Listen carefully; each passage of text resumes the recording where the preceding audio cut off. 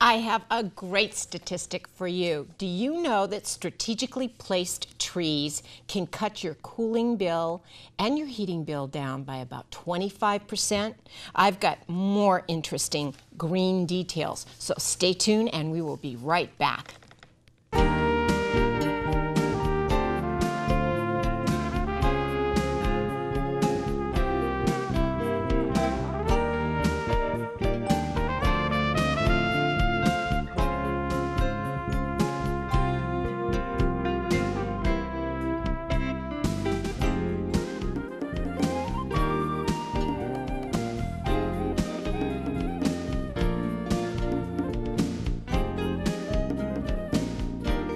Well, welcome and thank you for joining us. I have a great guest this evening. His name is Forrest Linebarger, and he is a green environmentalist, architect, and I find the most fascinating thing is that you graduated from UC Berkeley with a degree in philosophy. How did you make that crossover? Well, thank you for having me on the show, Bobbi.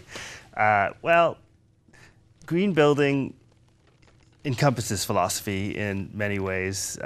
Philosophy is a way of dealing with life and perceiving life, and green building is a new way to look at housing, to get the most out of it, and to have it conform with your own goals and your own values. Well, what is the big thrust? I mean, how do you see that? Everyone talks about global warming. They talk about all the things we did wrong in the past. There's a good question. What do you think was the wrongest thing that we had done in the past? If well, you can pick one. Well, the way that we build today is primarily inherited from the post-World War II housing boom. So after World War II, all the veterans came back home and they wanted to start their families and get moving, and we had a housing crisis and we needed to build a lot of housing. So we built inexpensive housing quickly for the veterans. It was admirable for what it did, but it was not the best housing. It was poor quality, required a lot of energy, wasn't designed particularly well, and ever since then we've sort of continued to build in that way. So we did not keep our architectural heritage, which had many green building principles involved, and we didn't learn very quickly. So in the last decade or so, green building has really undergone a resurgence and is beginning to take on a place of its own. And it's really looking at our building practices and saying, how can we do this better? How can we make our environments more comfortable for people, healthier, save money, save energy, and create better environments using both the past and the scientific principles that we know today now? Well, when I had that little lead-in, prior to the lead-in, I spoke about the trees. And you said, well, that's sort of right, and let me explain that to you, Bobbi. And I said, no, save it for the viewers. So why don't you explain that strategically placed tree? So one of the things that we look at in green building is not just the structure itself, but also its placement on the site and the surrounding landscape. One wonderful thing to do that costs no money is to carefully place trees, especially deciduous trees, placed around the house, especially along the southern and western sides of the house, can create a beautiful canopy in the summer and create shade underneath the trees and also shade the building, your house, and therefore reduce your air conditioning costs. In the winter, deciduous trees drop their leaves, which creates a nice mulch on the ground, which can keep your weeds down and lets the sun in, come and hit your house, hit the windows, and decrease your energy bill. So trees both act to cool the house in the summer and heat the house in the winter. Well, green is in the news. I mean, it is just everywhere.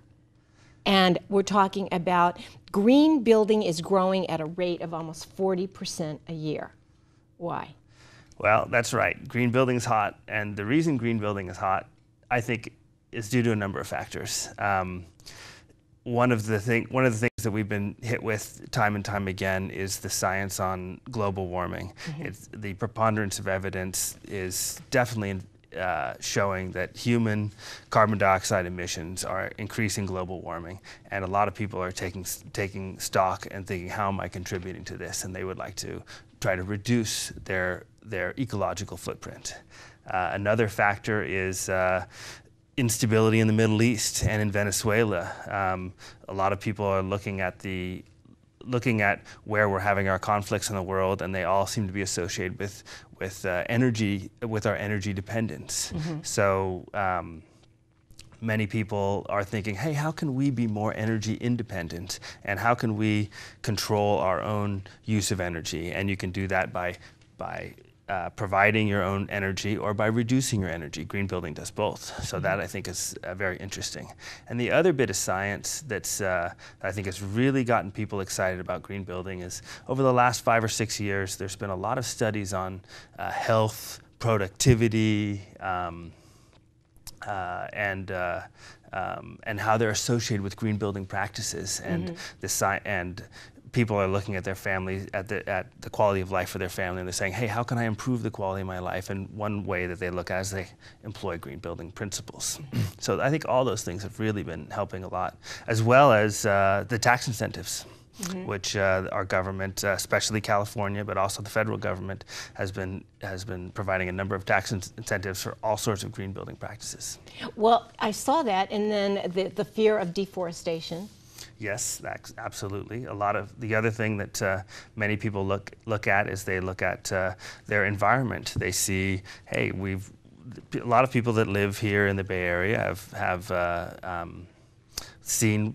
watched the area grow from the 50s, and they're seeing the natural environment fade away, and they're thinking, hey, how can we live more responsibly and reduce our impact on our environment, both here and elsewhere? And green building practices really we really pay attention to where we get what we put into the house and what we take out of the house, to make sure that we're acting responsible stewards of the earth in what we bring into the house, and also what we leave behind.